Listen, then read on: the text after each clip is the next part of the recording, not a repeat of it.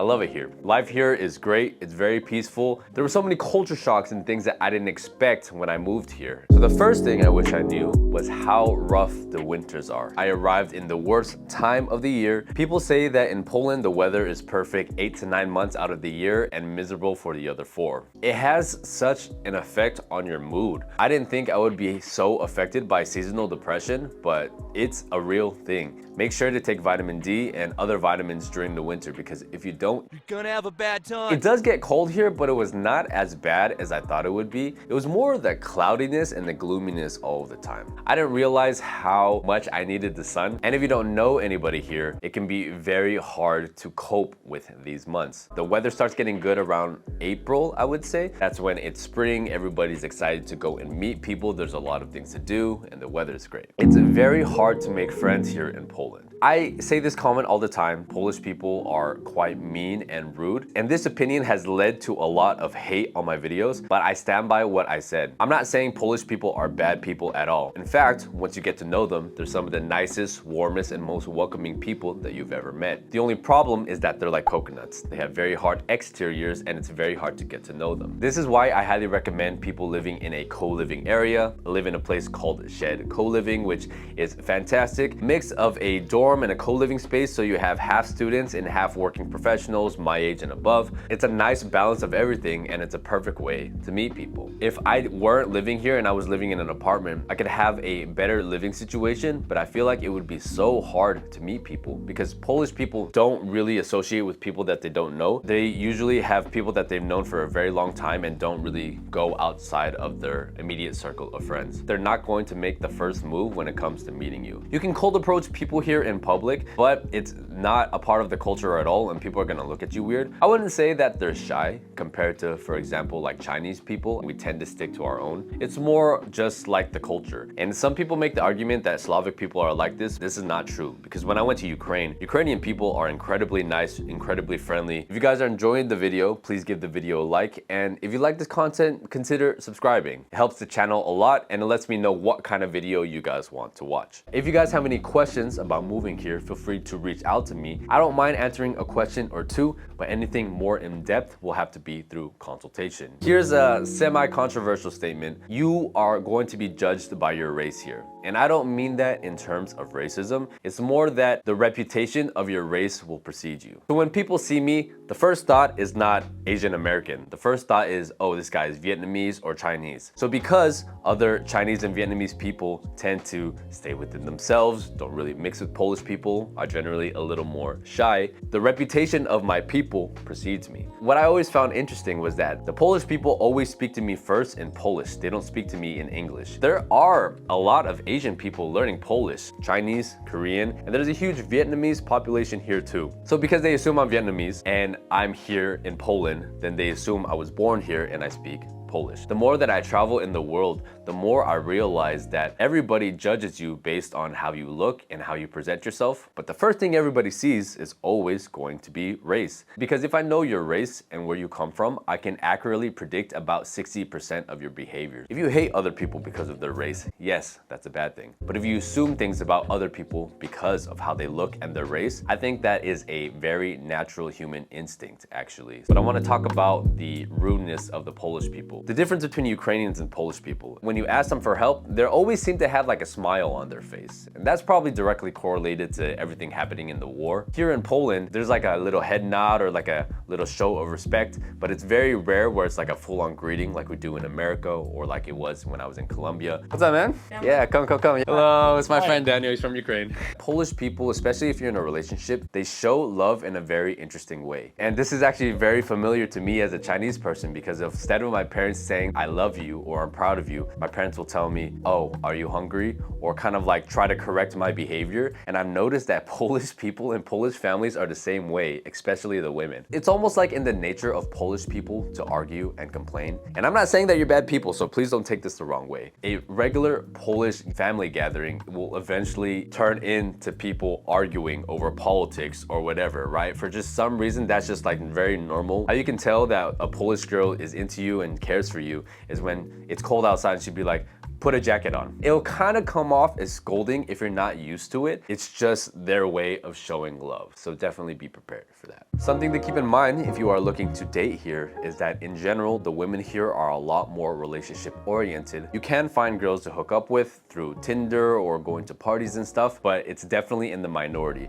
compared to a place like the US or the Scandinavian countries where it's more of a cultural norm to hook up. I know a lot of Polish people in my building from all over the country, and most of them, if they're dating, are in relationships rather than just dating around with a bunch of different guys. So if you talk to a Polish girl as a foreigner, the first thing that they're going to ask you is how long are you going to be here. It's pretty much the same thing in Colombia, but Colombian culture, especially Medellin, is a little more short-term thinking, and there are a lot of women in Colombia that are totally okay with just hanging out for a weekend. And there's also still this societal pressure for women to get married, to have kids. Yes, they want to do it young, but I feel like the pressure is a lot more in Ukraine where, you know, from 18 years old, goal for most women is to find a man, get a family, and settle down. The general society still frowns upon promiscuity. Polish girls take their time a little more because they're a little more westernized. But on top of that, because there are so many present fathers around, I think that also adds to the women being a lot more picky with their men. Poland's nice because it's like a nice balance of Western values and a lot more traditional values. You can definitely find hookups here if you go looking for it. If that's your primary goal, I think there's so many other countries where that's a lot easier to get. Online dating seems to be very, very big here. You know, I'm not the biggest fan of online dating. I feel like on an online setting, it's very hard to establish that relationship or chemistry with somebody. Just being a man on a dating app, we're already at a disadvantage because women have all the options in the world. I know a lot of people here who have met their partners through online dating, but I think the most effective way to do it is through mutual friends and general social settings. You can cold approach here, and I've talked to Polish girls who say that it would be nice if guys approached them. I feel quite shy actually doing it here. I would get a lot of Polish people looking at me funny. For example, let's say you go out to the bar and stuff, right? People generally stay within their own groups. It's not like in the US where you can go to the bar by yourself and just go and meet a bunch of people and hook up with a girl in the same night. When you go out, you can meet people through other friends. But if you were to approach a group of Polish people, they are quite closed off. It's just not as friendly as some other places in the world. You can go to the grocery stores yourself, but I highly recommend downloading a few apps. Uber is only really for food. I don't think you can buy groceries with it. Glovo is the main one that I use for groceries, and you can also buy stuff from the pharmacy, and you can buy food there as well. Wolt, I think, is mainly just for food. Delivery here is not that expensive. It's maybe like $1.50, $2 max. If you buy the premium plan like I do for Uber, I think it's 13 zloty a month, and you get unlimited free deliveries if you reach over $10 or something like that. I enjoy going to the grocery store sometimes, taking my bike and getting what I need, but if you're in a rush and you're working all the time, the deliveries here are so convenient, and I highly recommend taking advantage of that. Something that surprised me about Poland, and maybe it's just Krakow, but people here are very fit. It's very common to see people, especially during the summer, running everywhere, skating, biking, playing football, playing volleyball. I think maybe that's a European thing in general. You can definitely feel the vibe in the air, and I felt the same vibe when I was in a place like Medellin. It's probably the same in like Rio de Janeiro as well. It seems like the culture really promotes fitness. So let's talk about transportation for a bit. So here in Krakow, there are a lot of very good transportation options. Most people can get around just by walking and tram because the tram system here is very comprehensive. There are also a lot of electronic scooters everywhere with Bolt and Tier. I also recently bought a bike, and it has been a very good investment. I can bike almost everywhere in the city, and on Sundays when I just want to be outside, enjoy the city for a little bit, it's very easy for me to bike into the city. You can get a car here. I know my buddy's probably paying like $500 a month for a car lease. I don't really recommend it. If you're gonna be spending most of your time around the old town, parking is very, very difficult there, so you're not gonna be using your car that much. You can also use Bolt and Uber to get around. It's not as expensive as places in Western Europe. There's also a specific app that you need to download for the trams here. You can definitely pay by card or by machine when you go into the buses and stuff, but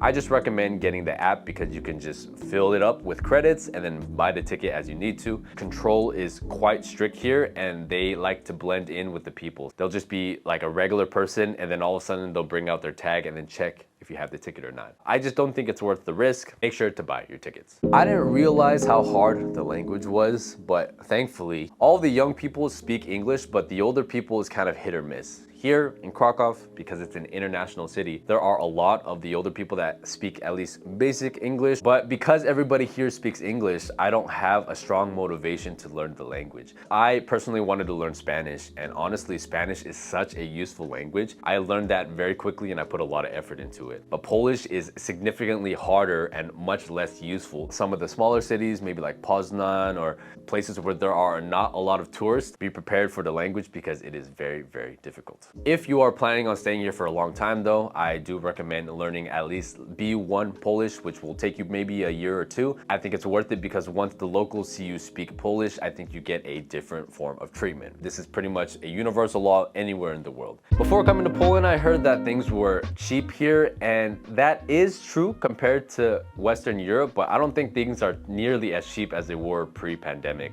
Before 2020, you can get by here on maybe less than $1,000 a month, but that is not the case anymore. I think average cost of living for most people is going to be around $1,300 to $2,000 a month. I think I personally spend around $1,200 to $1,300 a month. I wish things were a lot cheaper. Going out to eat in restaurants, you're going to be spending $10 to $15 for a meal. Thankfully, groceries here are very, very cheap. So if you cook most of your meals, you can still get by on a budget here. There are so many student discounts that are offered here in Poland. Discounts on trains within the city, meals to discount on tram tickets. It's a very vibrant university culture. There's a lot of schools here. If you're looking to study in a place, Poland and Krakow specifically is a great place to do it. Polish food is very good, albeit very heavy and sometimes very strong in terms of sourness and the spice. I really like Polish food, even though I think Asian food is still superior. The soups are very good. Dobre fry, I don't know how to say it. The meats are very good, potatoes. It's traditional Slavic cooking. I think Ukrainian food is just a little bit better because it has a little more flavor.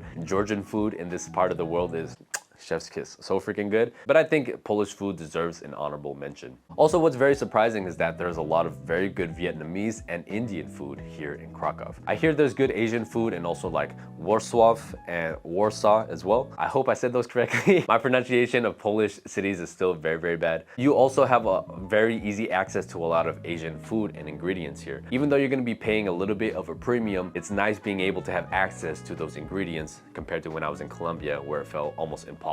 Let me know what you guys think down below. Please give the video a like if you enjoyed. Feel free to subscribe if you enjoyed this content. Thank you guys for watching. I'll catch y'all later.